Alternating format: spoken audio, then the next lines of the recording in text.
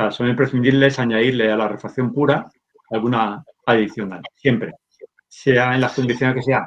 Tengas prisa o no la tengas, hay pruebas que son imprescindibles hacerlas siempre. Y si un protocolo fuera algo como obligado para el mundo entero de forma global, pues estaría mucho mejor porque de esa manera tendríamos más fidelidad en las pruebas que se están obteniendo y en los resultados que tenemos de ellos.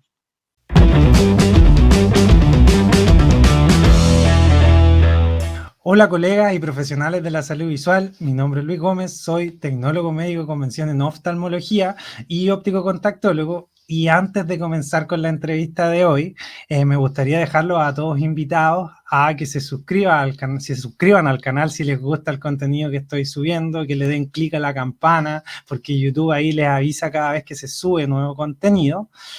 Y bueno, sin más preámbulo, el día de hoy, el invitado que les traigo es un creador es un inventor de cosas, también es un creador de bibliografía, de material de referencia. En realidad estoy bastante emocionado por realizar esta entrevista porque creo que admiro bastante el trabajo de Ricardo, que es nuestro invitado de hoy.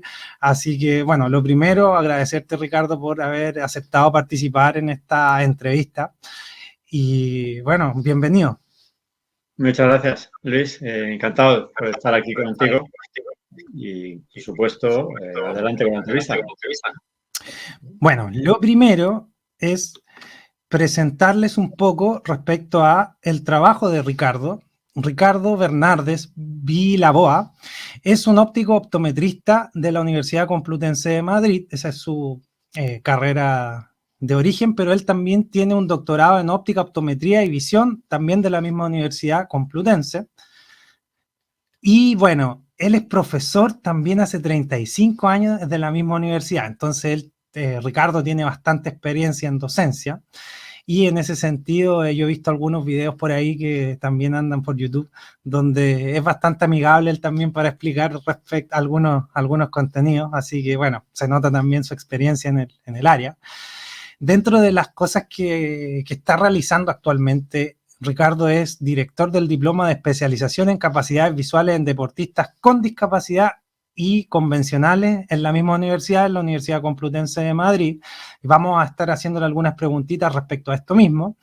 Y bueno, es un inventor, un creador, donde, bueno, también obviamente que hay una pregunta respecto a esto. Ricardo tiene 50 patentes nacionales, él ha inventado distintas herramientas, como puede ser una caja de prueba para medir amplitud de acomodación, un dispositivo para el tratamiento de aniseiconia, una gafa para medir la aniseiconia, algo que es bastante importante para conocer, por ejemplo, la adaptación que va a tener un paciente después a nuestra corrección óptica.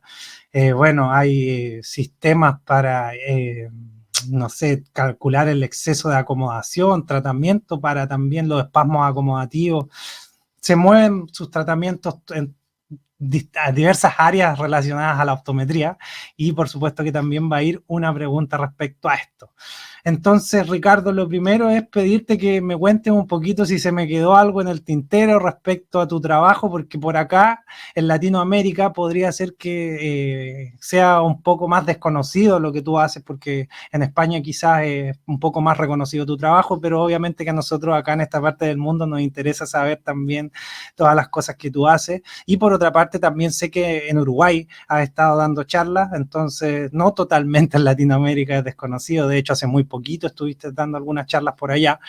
Entonces, eso, cuéntame un poquito de tu trabajo, de tu carrera o de algo más que nos quieras compartir respecto a esto mismo, de tu historia. Muy bien, muchas gracias. Bueno, sí, son bastantes cosas. Entonces es difícil poderlas todas en una entrevista y se puede resumir si acaso. Aparte de ser óptico, también soy químico porque cuando terminamos la carrera en nuestra facultad éramos diplomados en óptica. Eso es una carrera de 3 años aquí. Y entonces después con Europa, la confluencia con Europa pasó a 4 y había la opción de ya de ser doctores. Yo para hacer el doctorado, entre tanto, porque eso duró bastante, hice la carrera de químicas para ver si era capaz de doctorarme de alguna forma, en alguna especialidad, la que fuera. No llegó al final del doctorado de química porque volví de nuevo al de óptica y ahí es donde lo conseguí, el doctorado ese que tú hablabas antes. Pero vamos, eso fue muy largo porque nosotros éramos diplomados y no teníamos acceso al doctorado. Pero bueno, eso ya ha pasado y estamos ya ejerciendo de doctores. Y lo que tú decías con Sudamérica, sí he tenido, Hispanoamérica ha tenido relación, bueno, pues fundamentalmente con Uruguay, porque por 2 ocasiones impartimos un curso que está muy interesado siempre Uruguay en poder conseguir esa carrera universitaria que ellos no logran porque en su país no se lo gestionan, no les permiten ese problema que tienen ellos, que llevan arrastrando hace mucho tiempo, lo intentan resolver de alguna forma.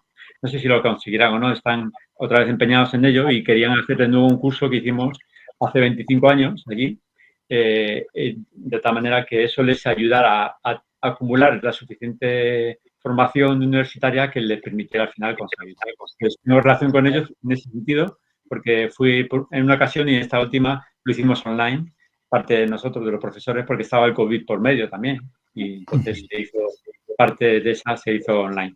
Entonces, esa es la relación que más tengo con Hispanoamérica, aunque también he trabajado con otras personas de ahí de forma puntual también. Entonces, mi trabajo también en España no es tampoco demasiado conocido. Lo que sí es verdad es que he tenido muchos alumnos. La mayoría de los alumnos o profesionales de la facultad de aquí de óptica de España han pasado por mis manos al principio, o bien como docente en prácticas o docente teórico. Y muchos de ellos han pasado por ahí. Por eso me conocen muchos. Y luego ya sí han ido surgiendo muchas otras facultades en España, que son muchas, las que hay aquí, 11, 12, no sé, ahora mismo el número lo he perdido porque hay también privadas. Y entonces ya son muchas más lugares donde van los alumnos y ya no pasan todos por Madrid. Entonces, antes era más fácil que me conocieran porque todos pasaban por mis manos. Bueno, entonces aprovechamos la instancia también para que igual, si es que en España por ahí, en algunos lugares que están más lejos de Madrid estudian la carrera, también conozcan un poquito de tu trabajo y se animen quizás también a tomar algún diploma o algún tipo de curso de postítulo también en la universidad donde tú trabajas, o específicamente contigo, porque trabajas tú. No tenía idea de lo... Perdón, no tenía idea. Tú varias veces de la Complutense, los títulos y demás, y es que nosotros tenemos exclusiva. Cuando entramos en la universidad pública, que es pública la nuestra, tenemos exclusividad. Cuando ya somos funcionarios, ya somos titulares. Si no, no podríamos... O sea, por eso es todo lo que yo tengo son títulos de mi universidad, básicamente, por ese motivo. Podría haber hecho el doctorado en otra universidad y haber aprovechado y haberlo ejercido en otro país incluso y tener otros contactos, pero en principio me era más cómodo hacerlo aquí, era mucho más fácil y así lo conseguí. No tenía idea de lo que tú me comentabas que pasa en Uruguay. Bueno, esperemos que pronto puedan avanzar, porque en el fondo sabemos que la carrera o la optometría es un área que en el fondo la debe de desarrollar otro profesional porque la población no da abasto solamente con un profesional de la salud visual que haga la refracción, que brinde esta competencia. Entonces lo ideal es que en todo el mundo se consiga esto. Hay temas de ego, temas de colegios médicos hay que siempre se oponen, pero bueno, en el fondo lo ideal es que se pueda avanzar en todo el mundo a esto porque los pacientes son los que finalmente ganan. Entonces, bueno, para comenzar ya con la entrevista y aprovechando tu fondo que tienes ahí también detrás de que pusiste, que es el diploma de especialización en capacidades visuales en deportistas. Mira, la pregunta que te quiero hacer es respecto a esto. ¿Cómo consideras que se ha desarrollado la disciplina del entrenamiento visual deportivo en España? ¿Y por qué te pregunto esto? Porque, por ejemplo, en Chile yo conozco el trabajo de un colega llamado Daniel Villegas, que le mando un saludo, de hecho, si es que está viendo la entrevista, el cual ha tratado de implementar todo lo que tiene que ver con este entrenamiento visual deportivo y le ha costado porque en realidad hay mucho desconocimiento, cuesta llevarlo a la práctica, quizás no genera tanto interés en un comienzo. Entonces, ¿cómo tú consideras que esta área de la oftalmología se ha desarrollado en España? Bueno, yo lo hago desde el punto de la optometría, pero bueno, da lo mismo al final. Y el desarrollo del mismo es básicamente puntual. Cada profesional que esté interesado en ese área es el que se dedica a ello.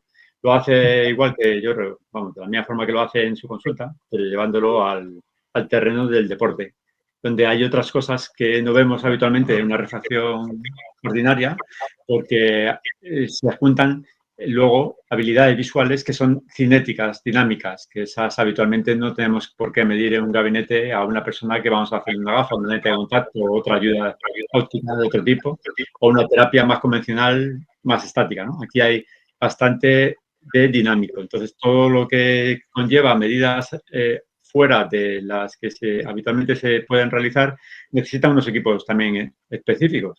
No son caros ahora mismo, pero sí lo han sido siempre, bastante caros, igual que cualquier aparataje que tenemos en óptica, que son todos muy caros.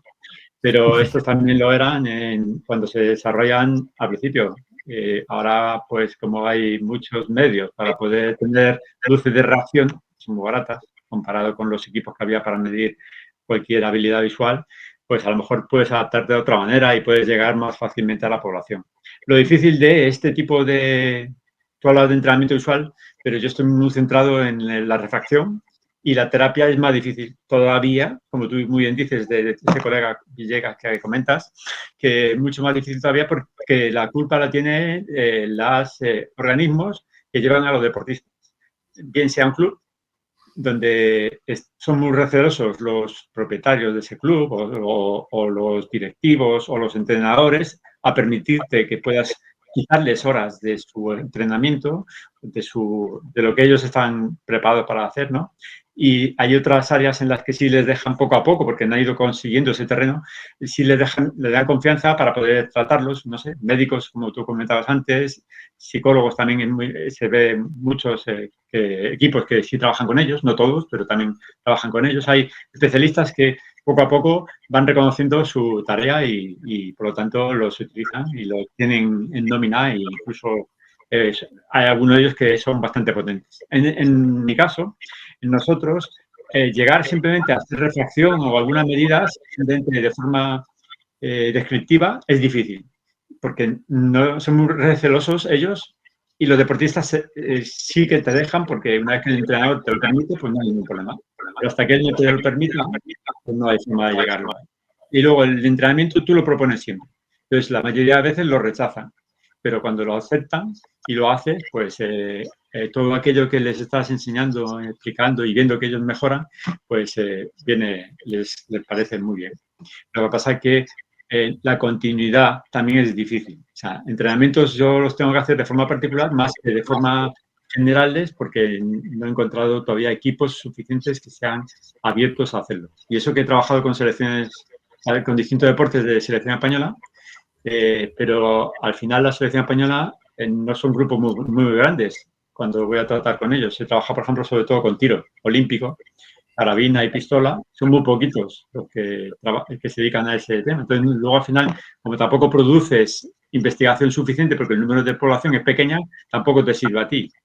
Entonces, el entrenamiento no sirve porque son pocos para mis objetivos, que también son publicar e investigar. Y luego para ellos tampoco les viene bien porque a lo mejor compiten cada semana y tienen todas sus horas dedicadas a entrenar, mañana y tarde, y cuando descansan es para comer, porque tienen que estudiar o porque tienen que dedicarle tiempo al gimnasio. Entonces te dejan muy poquito tiempo y a veces incluso te lo quitan. Así que había programado, te lo quitan. Entonces así es difícil trabajar con ellos. Eso es muy complicado.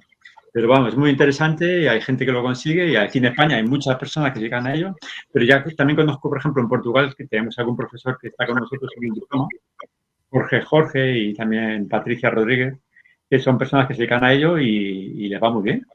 Trabajan incluso de forma internacional y les funciona muy bien el entrenamiento. A mí también, pero menos. O sea, no tengo todavía el éxito que pueden tener ellos todavía. Pero bueno. Bueno, muchas gracias, Ricardo, por la respuesta y bueno, en eso estamos, parece, en todos lados, tratando ¿sí? de que se reconozca y luchando por, en el fondo, que consideren a la visión como una parte de la ecuación importante dentro del deporte.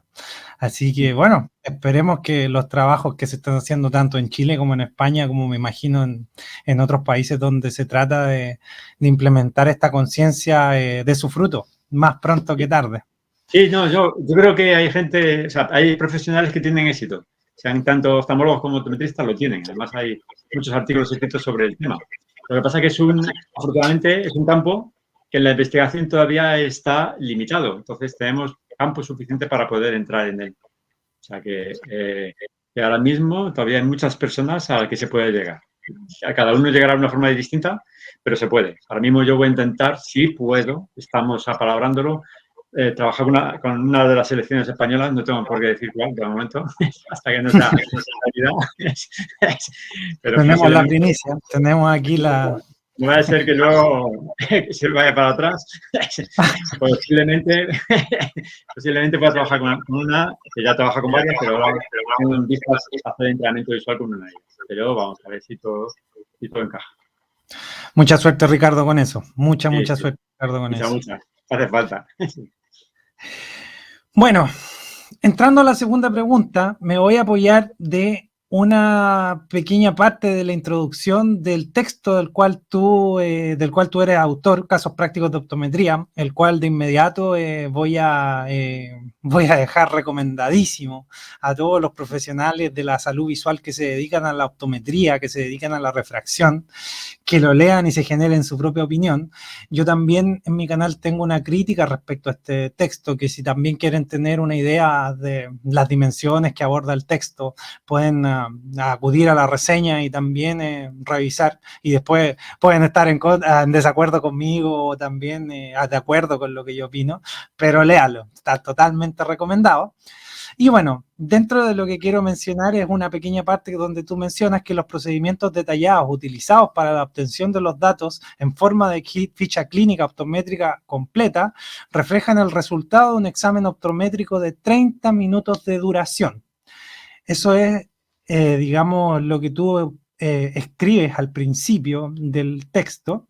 Y bueno, respecto a esto mismo, la pregunta es, ¿tú consideras que la optometría es infravalorada por algunos profesionales de la salud visual, considerando, algunos profesionales un concepto amplio, considerando, por ejemplo, que en muchos casos la consulta optométrica va a durar, o la parte que le dedican a la optometría va a durar 5 minutos, 6 minutos, donde pasan al paciente por el autorrefractómetro y después prueban un poco más, un poco menos, y ese es el análisis de la optometría? Considerando esto, y yo sé que en el fondo esto pasa en otros países de Latinoamérica, en otros países del mundo, que sucede de esta manera, y que en el fondo en muchos casos incluso se prefiere profundizar en áreas como la imagenología, no sé, la campimetría, etcétera, otras áreas de la oftalmología, más que profundizar en optometría. ¿Tú lo consideras un tanto infravalorado, considerando también estos protocolos un tanto reduccionistas que tienen algunos profesionales a la hora de hacer su refracción? No le pongamos apellido a profesionales de la salud visual, pero sabemos que hay algunos que lo hacen más rápido que otros y hay algunos que les importa menos que otros. ¿Cuál es tu opinión al respecto, Ricardo? Bien, a mí me parece que sí, en ese sentido, la pregunta como viene, me parece que sí, que está infravalorado en ese sentido, o sea, deberían dedicarle más tiempo para comprobar realmente que el defecto visual proviene realmente de alguna estructura o bien fisiológica o bien funcional, por acomodación o visión binocular, o de otro motivo, que hay muchas patologías que habría que descubrir a lo mejor, pues nosotros tenemos esa capacidad, si tenemos el instrumental para poder hacerlo, ¿no? Entonces, yo entiendo que sí, que está infravalorado en ese sentido, pero también por otro lado tengo que decir que muchas veces necesitas hacer pruebas rápidas y que haciendo las que precisas, las necesarias, puedes sacar también un análisis profundo. Luego tendrías que refrendarlo, ampliarlo cuando sea necesario, pero la información de la anamnesis, eso que te aporta, la información que te aporta al principio el paciente, muchas veces es muy importante y es a veces suficiente para derivar directamente a las pruebas que necesitas. Entonces, por eso muchas veces se hacen más cortas, porque realmente no tiene un problema muy importante. O ya lo tienes en cartera, ya tienes tú revisado varias veces porque haya venido en otras ocasiones. O sea, depende de qué momento hablemos, pues sí que lo está, pero un primer examen visual sin conocer al paciente debería ser lo más profundo posible. O al menos tener la información de otro profesional que sea fiable para ti y que tú puedas utilizar para coordinar con el resto de pruebas que tú hagas. Yo no concibo que aparte de la refracción no hagas otras pruebas adicionales, que eso luego al final, sino como igual hacemos alguna recomendación, es lo que yo quisiera aportar, ¿no? Que es que siempre deberías hacer, aparte de la prueba de refracción, es algo de visión binocular, algo de visión, o sea, algo de acomodación, si no haces otras pruebas de motilidad ocular y otras adicionales que se pueden hacer, ¿no? O sea, son imprescindibles añadirle a la refracción pura alguna adicional, siempre, sea en las condiciones que sea. Tengas prisa o no la tengas, hay pruebas que son imprescindibles hacerlas siempre. Y si un protocolo fuera algo como obligado para el mundo entero de forma global, pues estaría mucho mejor porque de esa manera tendríamos más fidelidad en las pruebas que se están obteniendo y en los resultados que tenemos de ellos. Yo pienso que sería algo así. Muchas gracias, Ricardo, por tu respuesta y creo que, bueno, tocas varios puntos importantes. De hecho, hay estudios que afirman esto mismo, que tenemos exactamente un mismo paciente con un mismo largo axial del ojo, con un mismo estado refractivo, pero lo revisan 3 profesionales diferentes y tienen 3 resultados distintos. Y eso se da también porque existe algún cierto tipo de libertad con respecto al protocolo y quizás si hubiese un protocolo más estandarizado, estos problemas no se evitarían o se reducirían.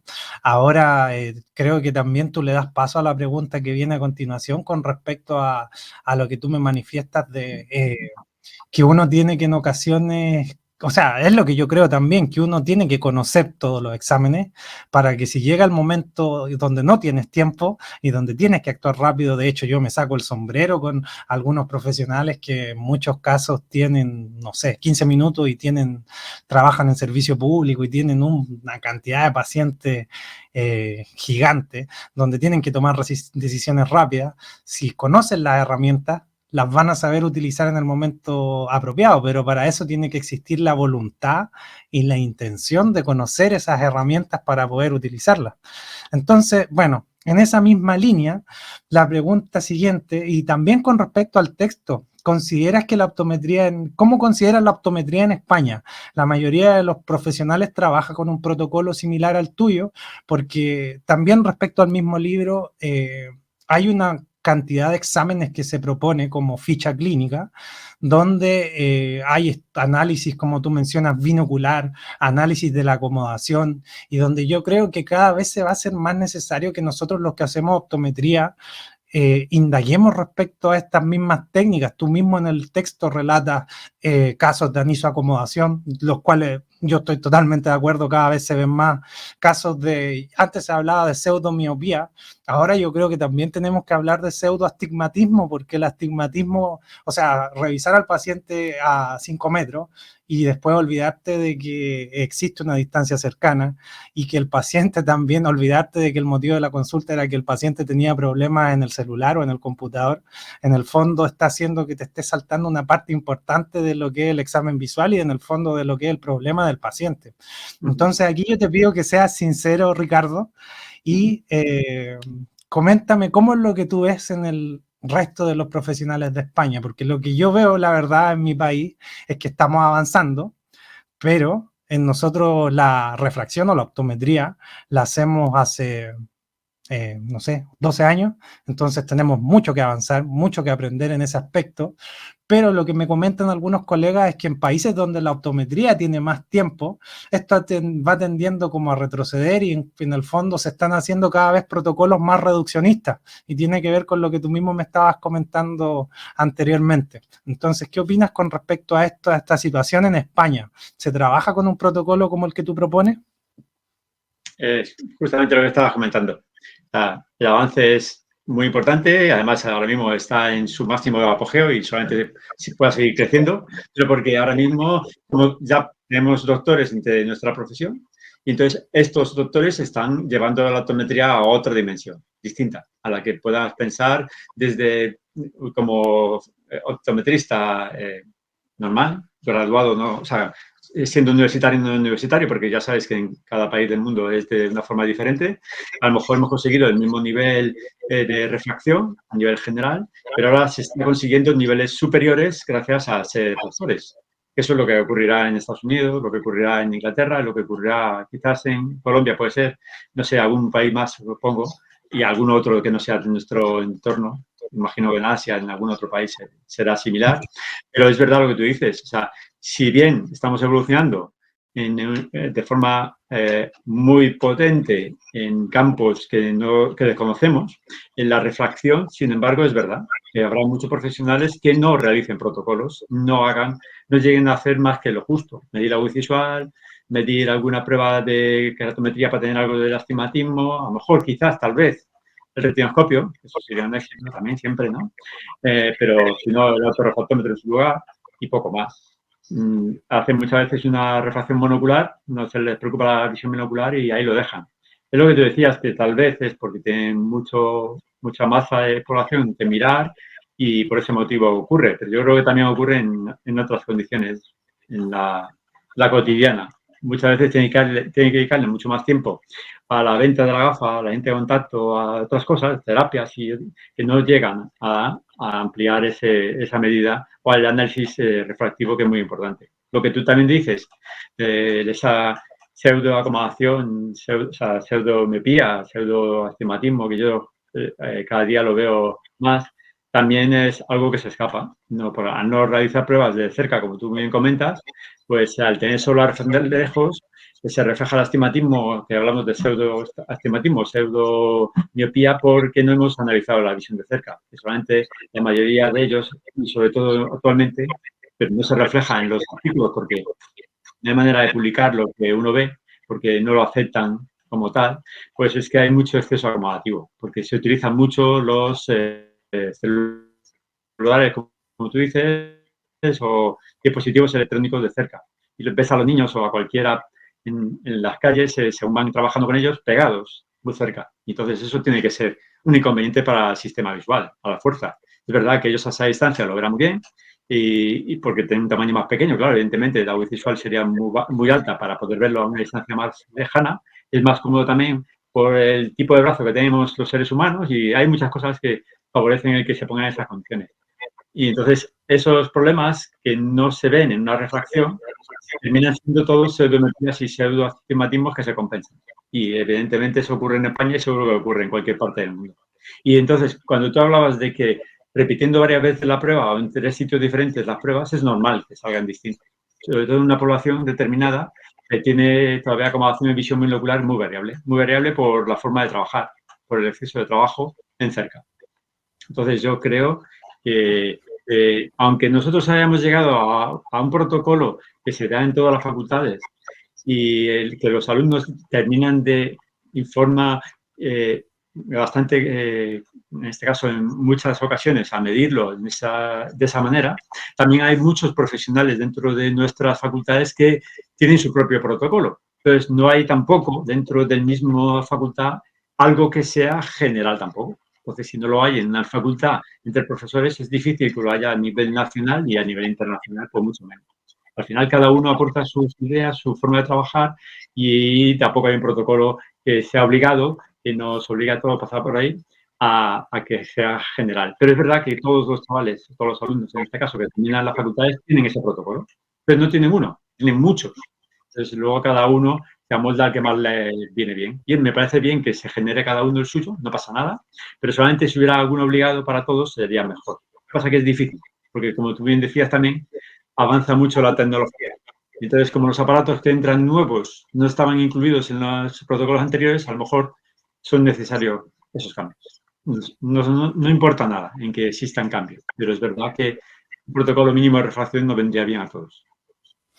Muchas gracias, Ricardo, por la respuesta y bueno, quizás también es parte de, es como algo un poco, es un poco raro, pero la optometría y los exámenes que a lo mejor se van a realizar ahora son exámenes que se vienen haciendo hace mucho tiempo, pero que quizás en algún momento fueron quedando un poco atrás y ahora nuevamente, por lo que tú comentas, los excesos de acomodación que estamos viendo, que también están directamente relacionados con la distancia a la cual estamos trabajando y observando las cosas, porque no es lo mismo acomodar 2 dioptrías que acomodar 2 dioptrías y media, no es lo mismo a lo largo de toda una jornada de trabajo. Entonces, por supuesto que estos cambios hacen mucho más valiosos cosas que a lo mejor antes no lo eran. En ese sentido, me parece que me quedé sin cámara, pero la pongo de inmediato. En ese sentido, me parece muy importante que tú también nos aportes con respecto a recomendaciones, ¿sí? Porque Sí. las recomendaciones, bueno, lo primero es que en este canal siempre son muy bienvenidas por todas las personas que en el fondo están siguiendo estos contenidos. Y por otro lado, que siempre todos queremos aprender de un profesional que tiene experiencia, sobre todo hablando de estos mismos, de estos nuevos paradigmas, de estos nuevos cambios que tenemos que aplicar para seguir obteniendo quizás también lo mejor de los exámenes para tener las mejores soluciones para los pacientes.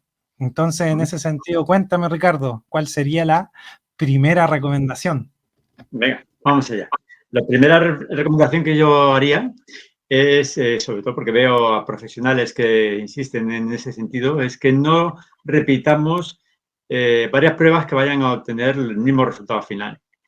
Muchas veces insistimos en hacer varias pruebas que dan, a lo mejor no dan el mismo valor final, por una diferencia de 0,25, pero que si insistimos en repetir distintas pruebas para hacer lo mismo, al final cansamos al paciente y no llegamos a analizar lo que realmente nos importa, que son todo lo que se pueda medir. Como hablábamos antes, aparte de medir la refracción, hay que medir motilidad ocular, hay que medir acomodación, hay que medir visión binocular y si repiten muchas veces en la refracción pruebas insistentemente para ver o comprobar que lo has afinado bien, pues terminas cansándole el ojo. Entonces, simplemente por ese efecto ya estás produciendo tú un problema visual. Problema visual que puede ser significativo o no. Normalmente no lo es. Pero sí en realidad obtienes unos datos finales que no son definitivos, nunca, porque dependiendo de la edad de esa persona puede variar perfectamente por la acomodación. Entonces yo insisto en que no se repita o no se hagan varias pruebas, se lleven a lo mismo. O sea, no es necesario comprobar. Una vez a lo mejor puedes hacer algún análisis de comprobación, una rectificación, pero yo conozco a personas que hacen varias pruebas diferentes para hacer lo mismo. Esto yo creo que no debería hacerse. Esa es la primera. Muchas gracias, Ricardo. Y bueno, creo que también implica como todo lo que hemos hablado en la entrevista de hoy en día, porque para elegir bien la prueba, tienes que por lo menos haber probado varias y decir, ya, ok, en esta prueba voy a ocupar esta porque esta es lo que yo necesito para el paciente y considerando que yo por lo menos trabajo con pacientes cada 20 minutos, cada media hora, no más de eso. Entonces es importante elegir bien la prueba para no perder tiempo y en el fondo, como tú dices, no fatigar al paciente, que es algo que hay que considerar, yo creo, siempre en la refracción subjetiva, donde es un trabajo en equipo. Si se cansa la otra parte, probablemente el resultado no va a ser el óptimo, considerando quizás un paciente con las mejores condiciones o con las ganas de aportar que tiene cuando está fresco, cuando no está cansado. Sí, de hecho, aprovechando que antes comentaste, a ver si lo recordará, comentaste una cosa que es muy importante, muy significativa respecto a esto. Vale, a ver si lo recuerdo. Ahora se me ha ido el hilo. Bueno, no pasa nada. Seguimos si lo recuerdo. Sí, ahí me lo comentan nomás en cualquier minuto que lo recuerdes. Sí, Mientras, vamos con la segunda recomendación. Vale. Esta sí es importante. Después de la refracción, siempre tenemos que hacer visión binocular. Eso siempre. Entonces, la tercera recomendación te diré, son las pruebas que yo aconsejo. Entonces, siempre tenemos que hacer visión binocular. Aparte de ello, sería muy interesante hacer al principio con la refracción, da lo mismo cuándo, la motilidad ocular, evidentemente, porque también es un dato que te refleja dentro de esa visión binocular si realmente tienes ese estrabismo que se te escapa, ese microestrabismo que se te escapa, que luego vas a entrar en una terapia y no lo has tenido en cuenta y entonces todo ello se desbarata, ¿no? Eso es imprescindible, pero claro, la otra recomendación dentro de esta segunda es que además se haga también acomodación, como hemos comentado, pero eso ya depende de la edad de la persona. No voy a trabajar con alguien que sea previta en la acomodación porque ya voy a entender que ya está reduciéndose poco a poco, paulatinamente, y no me interesa tanto como con la población que está hasta los 45 años. Sea un niño muy pequeño, un bebé o como sea, la prueba lo que necesitas es saber cuál es. Este es el hilo que te decía antes. Lo que tú te comentabas muy bien. Es muy importante, aunque tú no utilices todas las pruebas, conocer el máximo de pruebas posible. y tenerlas duchas, o sea, saber manejarlas bien y saber interpretar bien lo que estás midiendo. Eso es muy importante que decías tú, Luis, que es lo que quería comentarte, que se me había ido el hilo. Eso es muy importante, aunque luego no utilices todas las pruebas, vas simplemente a por las que necesites, que conozcas todas la mayoría de pruebas que sea posible. Y porque aprendas una nueva con respecto a otra que tú conocías, no pasa nada por experimentarla y ver si realmente la descartas o no la descartas. Es importante aprender las máximas de pruebas que tú puedas recibir. Y si conoces profesionales que te las pueden ayudar a realizar, pues mejor, evidentemente. Sí, eso yo creo que es muy importante. Entonces, la segunda recomendación es fundamentalmente que siempre debemos medir visión binocular y acomodación. Siempre. No podemos dejarla de lado nunca. Es un previta, podemos obviar la acomodación, aunque realmente de 45 a 50 años todavía tiene, entonces se puede medir también, pero fundamentalmente en el resto de la población es muy importante. Esa es mi segunda recomendación. Entonces, en esa misma línea yo entiendo que si hay un profesional que refracciona un ojo, refracciona el otro y hace la receta y despacha al paciente, ¿es un mal profesional o es un profesional que en el fondo no está haciendo las cosas bien? Porque hay muchos así. Bajo tu misma recomendación, ¿eso no debería pasar hoy en día? Para mí no debería pasar y la única, si es un profesional y realmente está bien formado y demás, si le ocurre, o sea, si eso es lo que hace, porque le disculparemos por falta de tiempo o le disculparemos porque tenga prisa para ir a hacer otra cosa, nada más, porque él entienda que eso para él es lo que necesita ese paciente en ese momento y se acabó, no hay más problema. O sea, nosotros le dejaremos por buen profesional siempre porque no queremos tirar sobre nuestros compañeros ninguna cuestión, pero sí es verdad que no es correcto, salvo que ella lo lleve un seguimiento durante muchos años y sepa que solo es eso lo que necesita en ese momento. Yo entiendo que es así, no hay problema. Si no, entiendo que sí, es un mal profesional. Muchas gracias, Ricardo, también por la retroalimentación a la segunda recomendación. Y bueno, me parece bastante amigable tu respuesta y está bien, porque en el fondo lo mejor es llamar a la unidad más que al conflicto, ¿cierto? Sí, Y bueno, sí. la tercera recomendación, estamos aquí todos ansiosos. Vamos por la tercera.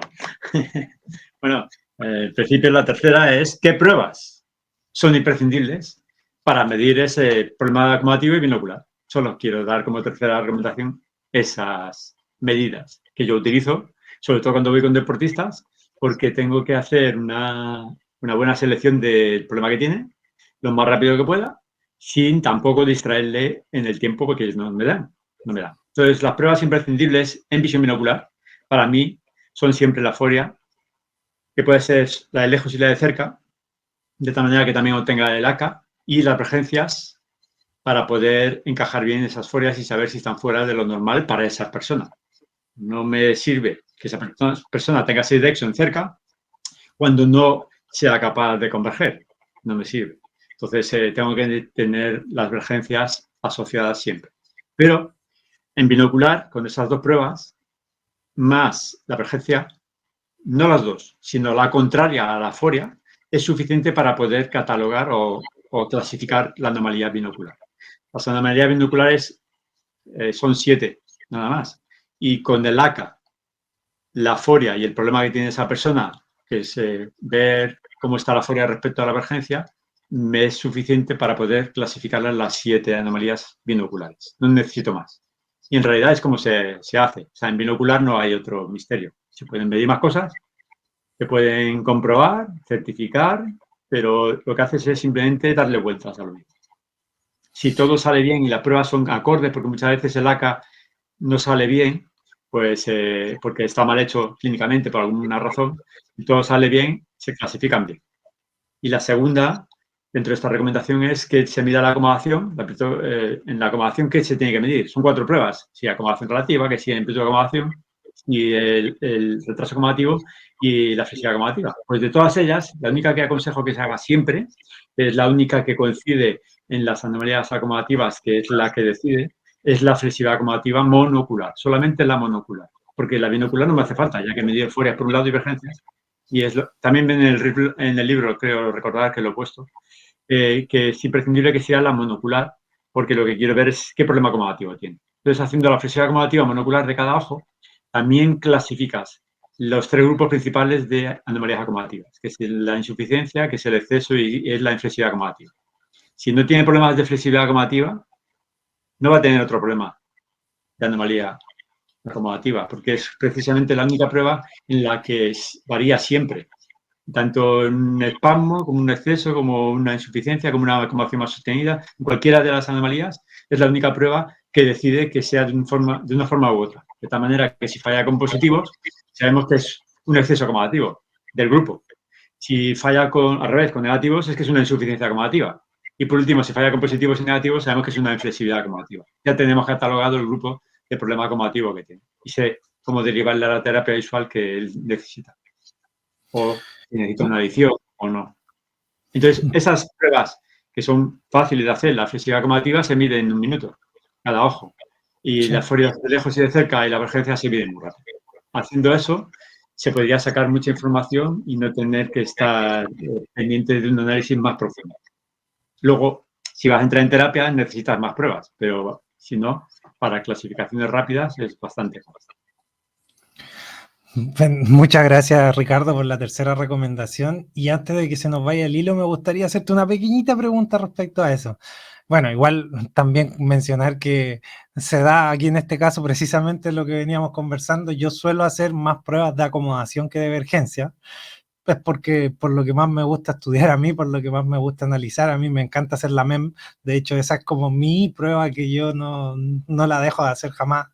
Pero bueno, respecto a lo que tú mencionaste de la flexibilidad acomodativa, ¿qué opinas con respecto a este nuevo, digamos, cambio en el paradigma que nos invita quizás a dejar de lado un poco los 10, 11 ciclos por minuto y considerar más quizás si al paciente le cuesta con los positivos y los negativos en base quizás a lo que tú ves en el ejercicio del examen, más que a los rangos de base normativa, que en el fondo son rangos que son más antiguos. De hecho, son incluso esos rangos establecidos antes de la era digital, antes de la era de las computadoras. Entonces, ahora que el celular incluso es lo que predomina, quizás esa base normativa no nos acompaña tanto con respecto a otras cosas que pueden ser más relevantes en un examen. Incluso la propuesta nueva es a realizar la flexibilidad acomodativa ya no a 40 centímetros, sino que hacerlo a una distancia personalizada, porque si la persona utiliza el celular a 33 centímetros y esa es su distancia de trabajo todo el día, podría ser que a 40 nos enmascare un poco lo que es la realidad.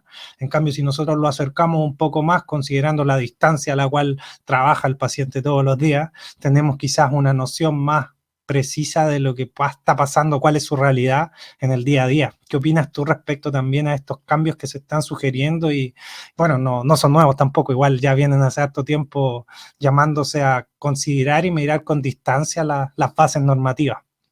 Yo me pregunto siempre, como tú, estas cuestiones, mucho. Entonces, las normas que utilizamos son las de Morgan, son de 100 y pico años ya. Pero resulta que año tras año a veces hacemos ese experimento, a ver si es verdad que ese estudio refleja todavía esos datos. Y resulta que el porcentaje, mejor dicho, la flexibilidad acomodativa, esos valores que tú decías, no son 10, sino son 6, el mínimo. O sea, un valor es el de ciclos y otro es el mínimo que tú necesitas para saber qué problema tiene, ¿no? Entonces, el mínimo en la población normal, no en los niños pequeños, son 6 el mínimo. Si está por debajo de 6, ese es el que da el problema, ¿no? Entonces, la cuestión esa, resulta que la medimos en chavales actuales, como tú muy bien dices, a 40 centímetros, y sale igual, no ha cambiado. Eso parece que no cambia en el tiempo. Y darles la permisividad de hacerlo a una distancia más corta con el móvil, es precisamente ponerles o complicarles el problema visual. O sea, le estamos llevando a una distancia más corta, con lo cual, si le dejas que esté a esos 15 centímetros, que es lo que están, o 10 incluso, estás haciendo que acomode 10 dioptrías para comprobar si están bien o están mal a esa distancia. O sea, realmente no deberíamos dejarle que se acerque, ni medirlo a una distancia más cerca. Deberíamos mantener los 40 centímetros. Yo creo que es lo correcto. Me da igual que sean 40 que 33. Me da igual. Es muy cercano. Se pueden tener además tablas para una distancia y para otra. O sea, que se podría hacer perfectamente para varias distancias y tener exactamente cuál es el resultado. Pero es que Si ellos están pegados, justamente es por eso que tienen problemas a los 40 centímetros, porque ahora su hábitat nuevo es esa distancia tan corta. Pero si tú les dejas en esas condiciones, la visión binocular se va a romper. Pero ya no solo la binocular, es que la acomodativa que va asociada también. Entonces, al final, no puedes permitirle ni medirle a esa distancia precisamente porque no son las condiciones más adecuadas para un sistema visual como el nuestro. Si nos adaptamos en un futuro a esa distancia, como seres humanos y de forma global, que debería ser un proceso muy largo, pues no te digo que no. Pero como eso es más difícil, yo creo que no deberíamos cambiar esa distancia. Yo creo que está bien establecida, 40 centímetros. De hecho, tiempo atrás eran 33, ahora son 40 hace ya bastante, pero porque realmente estamos estableciendo una cuantía acomodativa, estamos utilizando un flipper de más o menos 2 y debido a esa distancia a la que estamos trabajando, y por eso se mide así. O sea, si fuera una distancia más corta, deberíamos cambiar también el flipper. La potencia debería cambiar. Entonces, todo eso, pues claro, eso está genial, porque cualquier cosa que crees o un test nuevo que hagas, no pasa nada, está perfecto. Además, si lo utilizas, lo publicas y se genera diferencias, pues está muy bien. Lo que pasa es que yo creo que no hace falta cambiarlo los 40 centímetros. En cuanto a lo del MEM que tú decías, que es una prueba que utilizas mucho, a mí también me gusta mucho el MEM, pues resulta que no es decisivo para la anomalía acomodativa, el MEM. No es una prueba decisiva. La única que lo es la flexibilidad acomodativa. Después de estudiarlo mucho tiempo, muchos años y sabiendo cómo se clasifican las anomalías acomodativas, es la única prueba que realmente es diferente al resto, la flexibilidad acomodativa. Porque también la amplitud de acomodación cuando es baja te dice que es un espasmo acomodativo en un exceso acomodativo, etcétera, ¿no? O sea que hay diferencias según la prueba que hagas que te da información. También cuando haces ARN y ARP también da información, pero es binocular y estamos analizando algo monocular. O sea, que el meme está muy bien. De hecho, yo tengo, aprovechando que tú has hablado del meme que te gusta, Sí.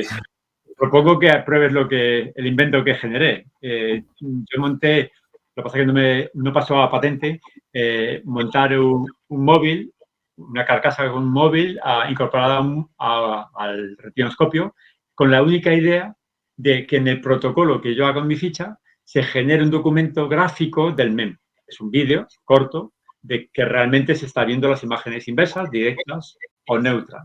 Y al incorporarlo al examen visual, por lo tanto, a la ficha del paciente, por si alguna vez hay que demostrar también, de forma fehaciente, que esa persona tenía ese problema en ese momento. Esa era mi idea. Sí, me parece bastante interesante y de hecho yo la verdad es que compré uno por AliExpress que es en realidad un adaptador a microscopio, pero que servía para el celular y que sirve para poner el retinoscopio. Pero claro, quizás queda mucho mejor la carcasa diseñada para queda no mejor. Importa. No importa. Si la finalidad de la carcasa era tener el móvil acoplado al retinoscopio, solo era la idea nada más. O sea, que la carcasa no tiene importancia. Lo importante era grabar con el vídeo o con cualquier otro dispositivo que lo permita, una cámara de vídeo podría ser también, para mantener esa información y conservarla en el tiempo, para que puedas tener esa información bien descrita y que la vea el paciente si hace falta. Otro profesional, que le llegue a otro profesional y vea que era inversa a la sombra. Ricardo, en honor al tiempo y para no robarte más tiempo, porque yo sé que tú también tienes tus compromisos, y aprovechando que entramos también en este tema donde tú también, bueno, habíamos mencionado el tema de las distancias y lo importante que es también educar a los pacientes respecto a eso mismo, a que no pueden mirar las cosas tan cerca porque eso va a generar, por supuesto, una fatiga que no es la que deseamos. Pero respecto a lo que vienes comentando ahora, para mí que yo trato de crear contenido digital, crear espacios como entrevistas, espacios como reseñas, espacios como instancias donde podamos interactuar entre los profesionales, creo que crear es una de las cosas más complicadas hoy en día. De hecho, es mucho más fácil criticar que crear, en realidad. Entonces, en ese sentido, creo que me genera gran admiración esa intención tuya de inventar inventar cosas, ser un inventor, ser un ingeniero de dispositivos, herramientas utilizadas en la optometría para hacer más fáciles los exámenes para nosotros mismos. De hecho, estuve revisando ahí algunas cajas que, por ejemplo, para medir amplitud de acomodación, que están muy bien diseñadas, etcétera. De hecho, los invito también a los que estén viendo esta entrevista, está en la página de la Universidad Complutense, me parece, muchas de los dispositivos que tú has diseñado para también realizar exámenes, para que sea más fácil la realización del examen para los profesionales que nosotros, que en el fondo evaluamos estas cosas.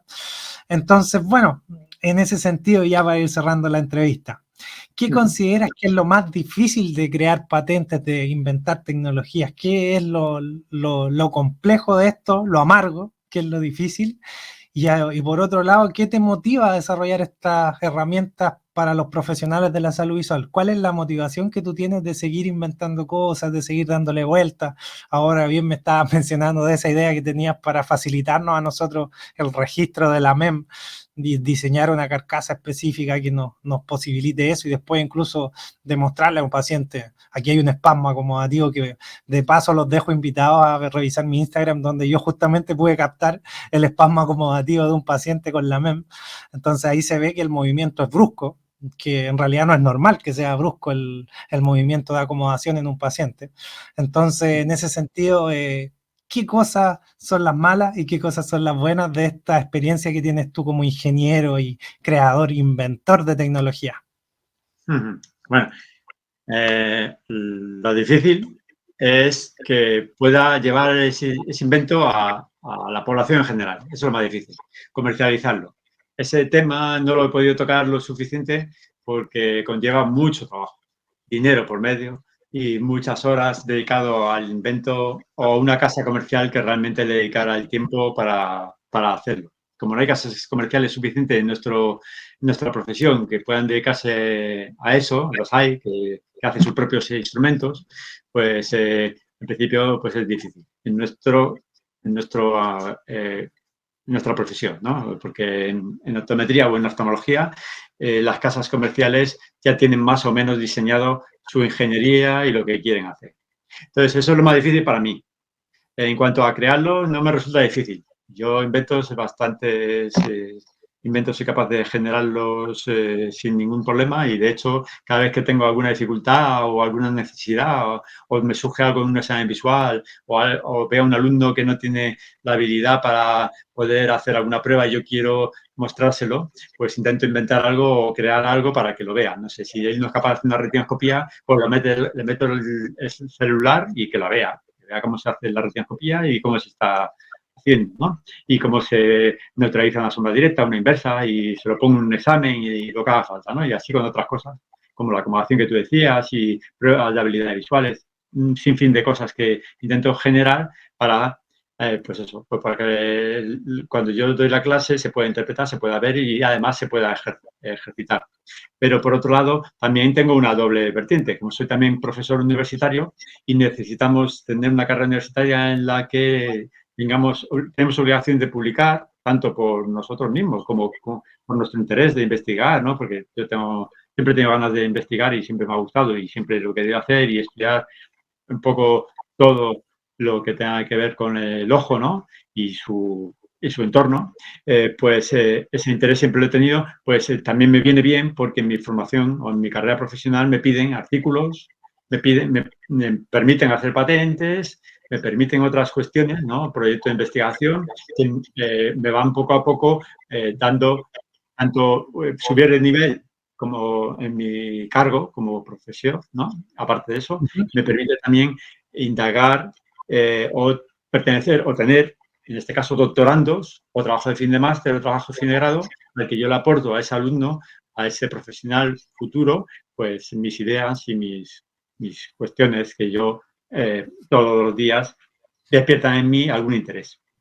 Y es verdad que es fácil para mí el invento, hacerlo, generarlo, porque ya tengo bastante bien sistematizado cómo se hace. Y el problema mayor, o la otra dificultad, es que realmente descubras que ese invento no es tal. Esa es la otra dificultad. Entonces si lo quieres hacer bien, lleva muchas horas buscar otras patentes para descartar que la tuya no sea igual que las demás. Entonces, a veces te arriesgas haciéndola sin una investigación profunda, porque es muy difícil una investigación profunda con tantas patentes que hay en el mundo ahora mismo, pero afortunadamente en nuestro campo hay menos. Gracias a eso, como hay muchas menos, tengo una suerte de que puedo generar patentes innovadoras que se puedan llevar a la Oficina Española de Patentes y Marcas, en mi caso, porque soy de España, ¿no? Y poder tener, tiene que tener dos características, tiene que tener innovación e inventiva. Y afortunadamente en nuestro campo, como hay poco trabajo, pues las consigo casi siempre. Pero a veces no, a veces fracasas y se quedan a medias las patentes.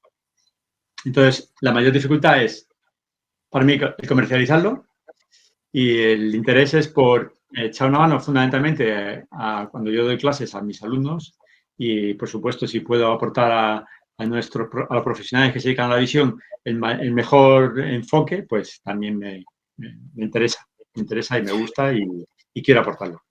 ¿Es rentable económicamente, Ricardo? Para ver si se motiva por ahí también algún otro profesional del mundo que le interese también aprender respecto a esto. ¿Es rentable económicamente? Yo te cuento también sobre eso. Nosotros en la universidad, y en España por lo menos, no sé si ocurrirá en el resto del mundo, tenemos la suerte de que, bueno, nos subvencionan de alguna manera, ¿no? El gobierno no te cobra el dinero a la universidad, o al menos al inventor no se la cobra, porque la universidad se hace con la posesión de la invención, o sea, es como si fuera tuya, de la Complutense, y si en algún momento se comercializara de alguna manera, si nosotros tuviéramos ese interés, pues ellos tienen un rédito, una cantidad de dinero que reciben por el invento. Entonces, no nos llegan a cobrar a nivel nacional. Si tú quieres llevar esa patente a otros países fuera del tuyo, pues ya hay un cobro. Ahora mismo está cifrado en 3.000 euros el llevarlo, por ejemplo, si quieres llevarlo a Austria, a otro país fuera del mío, unos 3.000 euros más o menos toda la gestión para poder llevar la patente a otra oficina de patentes distinta a la mía. Y allí, con una empresa que tuviera más potente, fuera más potente o tuviera más dinero y se interesara por mi invento, pues se podría generar ese trabajo. Ese dinero de comercialización es realmente el caro y es el que, claro, renta, pero si no llega a ser comercializado no renta nada, o sea, no hay rentabilidad de ningún tipo. La rentabilidad en mi caso es que yo tengo la patente con innovación e inventiva y se me reconoce como tal, como si fuera un artículo de índice de impacto alto en lo que es en España a nivel nacional y yo puedo entonces ir acumulando esas patentes, esos artículos y ellos me reconocen ese trabajo. Pero no es rentable en dinero si no comercializas, evidentemente. Tampoco pierdo. En mi caso no pierdo porque la universidad me lo sufraga todo. Entiendo y existen otros beneficios asociados que quizás no van de la mano a lo económico, pero van de la mano al estatus que también es una carrera que hay muchos profesionales que deciden seguir. Bueno, Ricardo, se nos acabó el tiempo. ¿Algunas palabras finales que desees decirnos a nuestros seguidores de aquí de Latinoamérica que les gusta la optometría, que les gusta la óptica y que siguen mi canal? Bueno, que estoy abierto a cualquier propuesta que haya por correo. Si queréis lo dejamos por ahí, el correo, no hay problema ninguno. Y que, nada, que tengan ánimo y que si conseguimos todos, entre todos, uniformar lo más posible pues nuestra forma de trabajar, pues yo creo que avanzaremos más deprisa. Y si somos más rigurosos, pues supongo que el análisis visual será más correcto y no tendremos errores en nuestra decisión final, en el tratamiento. Y que nada, mucho ánimo a todo lo que lo están haciendo como lo estén haciendo, porque la verdad es que esta profesión es difícil, pero también es gratificante a la vez. Muchas gracias a ti, Ricardo, por todas tus recomendaciones, por todo lo que nos brindaste en esta entrevista, por todo lo que nos compartiste también respecto a tu experiencia. Espero que todos también ahí detrás de la pantalla del celular o del computador hayan disfrutado la entrevista. Si les gustó la entrevista, también denle like al video. Y bueno, para más contenido como este, más entrevistas como esta, nos vemos en el próximo video. ¡Chao! Chao.